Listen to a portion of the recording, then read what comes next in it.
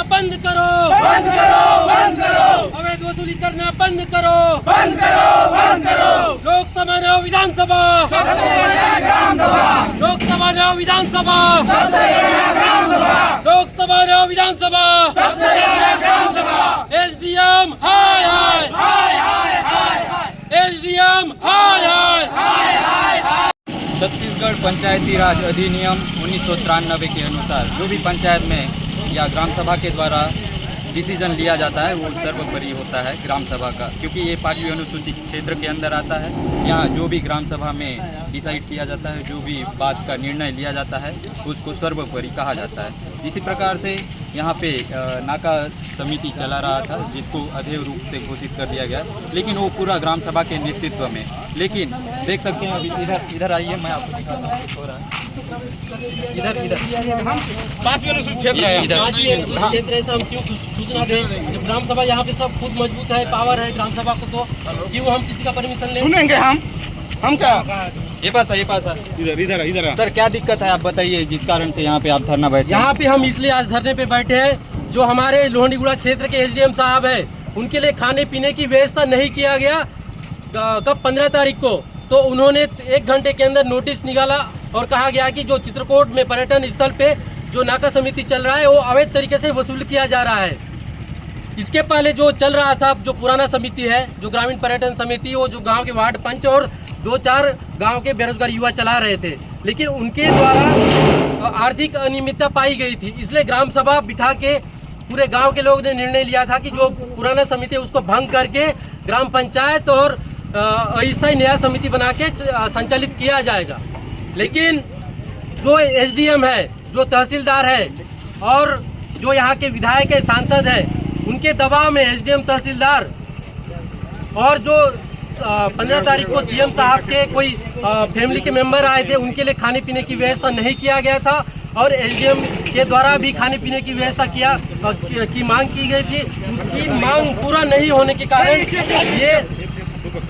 ये नोटिस जारी करके हमारे नाका को सील किया गया है। ये 5वीं अनुसूचित क्षेत्र है। एसडीएम साहब, यहाँ के माननीय कलेक्टर जी, 5वीं अनुसूचित क्षेत्र का पावर आप जानते हैं, ग्राम सभा का पावर जानते हैं। मतलब जो यहाँ पे बिना मतलब परमिशन के आप यहाँ पे हमको बलपूर्वक नाका से हटा रहे हैं, ग्राम सभा का आप उल्लंघन कर रहे हैं।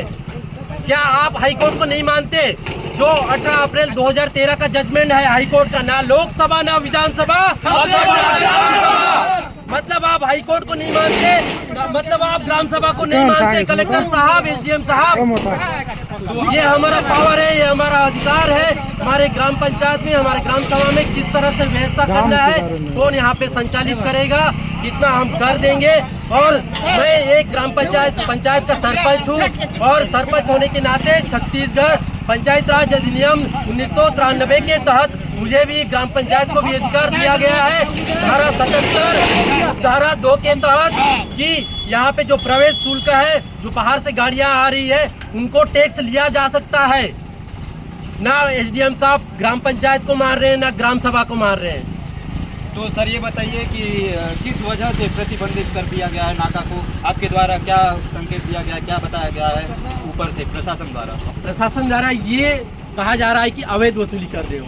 क्या कहा अवैध वसूली भाई? जब ग्राम पंचायत सक्षम है खुद अनुमति लेके यहाँ पे संचालित करने के लिए, तो अवैध वसूली कैसे ही हुआ?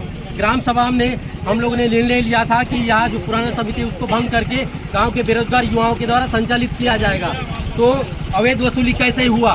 तो ये बताइए, एसडीएम साहब ऐसा क्या बताए थे जिस चीज़ की व्यवस्था न की गई थी, जिस कारण से नाका समिति को भंग करने की कोशिश? एसडीएम साहब हमारे ग्राम पंचायत कोटवार के माध्यम से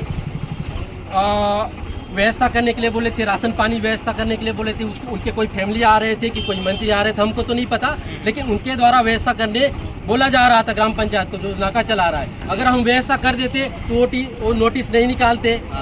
भाई, हम जो ग्राम पंचायत का जो संपत्ति है, जो कर्ज जो हम लोग ले रहे हैं, हम गांव के विकास कार्य में क्यों उपयोग नहीं करेंगे? क्यों इनको देंगे? हम क्यों इनको खिलाते रहेंगे? इनके अगर हम इनकी खातिरदारी करते ना तो नोटिस नहीं निकालते, वाह हमारे ऊपर करते रहते हैं, हमारे बच्चे हैं बोलते रहते हैं। सर जो आपको लिस्ट भेजा गया था जो भी खिलाने पिलाने का, वो आपके पास प्रूफ है? लिस्ट है मोटो। ये तो पुराना लिस्ट है। इसके पहले जो संचालित हो रहा था जी, इसके पहले जो 5 साल संचालित हो रहा था, आप देख सकते हैं। एसडीएम वाला निकालो। ये देखो, ये जो पुराना ग्रामीण समिति है, एसडीएम के नाम से ये बिल बनाया गया था कि आप मतलब देख सकते हैं जो इतना भर भर के जो इतना यहाँ है। ग्राम पंचायत का संपत्ति है, जो ग्राम इतना पंचायत का भर-भर के अधिकार है कि है, आप इसको ये अधिकारियों को खिलाया जा रहा था। कैलकुलेट ये करोगे। देखिए एसडीएम कैलकुलेट करोगे, खर्च किया दंडामी गया है। लग्जरी का है, वीआईपी इतना 5-10 हजार का एक बिल है। आप उस हिसाब से कैलकुलेट और जो करोगे 5 तो साल जो ग्राम पंचायत से जो आय आना था, ये अगर ग्राम इतना पंचायत पैसा में गाँव कुछ के लिए विकास यूज कार्य होता नहीं तो हुआ। क्या होता देखो? बस गरीब लोगों के लिए यूज होता, क्या एसडीएम, होता? कलेक्टर, मंत्री, उनके लिए व्यवस्था होती थी, लेकिन ग्राम पंचायत को कुछ नहीं मिलता था। इससे आप सर मतलब जो प्रशासन है, जो एसडीएम साहब हैं, तहसीलदार हैं, उनसे आप क्या मांग करते हैं, यहाँ पे धरना करते हैं? हम क्या मांग करेंगे? जो सील वहाँ लगाए हैं, जी पता नहीं किसके पावर से, किसके आदेश पे सील लगाए हैं। जी, एक बार भी उन्होंने ये नहीं बोला कि चलो ठीक है, आप 5वीं अनुसूचित क्षेत्र में है, ग्राम सभा का अधिकार है। वो बिल्कुल नहीं मान रहे हैं ग्राम सभा को, उल्लंघन कर रहे हैं सीधा 5वीं अनुसूचित क्षेत्र में। आदिवासियों का यहाँ पे क्षेत्र है, अधिकार है, उनको विशेष संवैधानिक अधिकार दिया गया है। और मैं रूढ़ी प्रथा के अनुसार, संविधान के अनुच्छेद 13(3) के तहत रूढ़ी प्रथा को एक विशेष अधिकार दिया गया है कि जैसे कि सांसद या फिर संसद या विधानमंडल जो नियम बनाता है, कानून बनाता है, उसी तरह से रूढ़ी प्रथा को भी एक संवैधानिक अधिकार दिया गया है। तो इसका मतलब ये कह सकते हैं कि जितने भी यहाँ पे तहसीलदार, एसडीएम है, जो भी यहाँ पे कार्रवाई की गई है, वो असंवैधानिक कह सकते हैं? असंवैधानिक है, सीधा सीधा ग्राम सभा का उल्लंघन कर रहे हैं। उनके ऊपर कार्रवाई होनी चाहिए। हम उनके ऊपर कार्रवाई की मांग करते हैं सरकार से। चलिए ठीक है।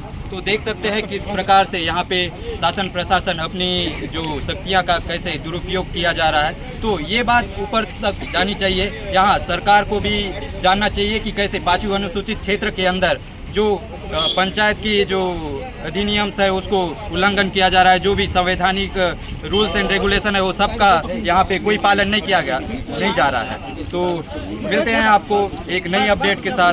धन्यवाद।